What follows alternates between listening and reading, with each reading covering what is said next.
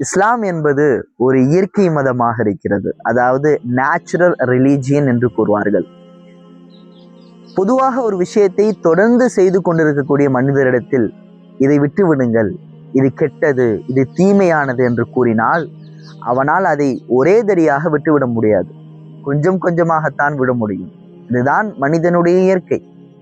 இந்த இயற்கையான விஷயத்தை இஸ்லாம் சரியான முறையில் கையாண்டது.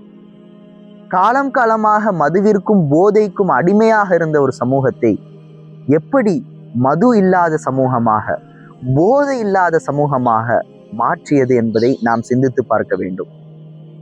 ஆயிஷா ரதியல்லாஹு அன்ஹா அவர்கள் அறிவிக்கின்றார்கள், குர்ஆனில் முதலில் இறங்கியது ஹலால் ஹராம் பற்றி தான்.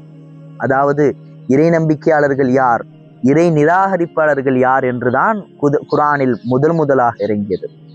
அதற்கு பின் தான் தீமையான விஷயங்கள் என்ன, சில கிளை சட்டங்கள் பற்றியெல்லாம் அதற்கு பின்னால் தான் இறங்கியது. நாம் முன்னால் உள்ள ஒரு எபிசோடில் பார்த்திருப்போம், ஏன் அரபுகள் மதுவிற்கு அடிமையாக இருந்தார்கள். அவருடைய தீய பழக்க வழக்கங்கள் தான் அதற்கு காரணமாக இருந்தது என்று நாம் பார்த்திருப்போம்.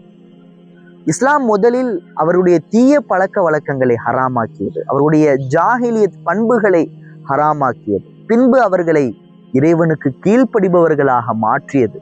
அதற்கு பின் தான் மதுவை இஸ்லாம் கொஞ்சம் கொஞ்சமாக ஹராமாக்கியது.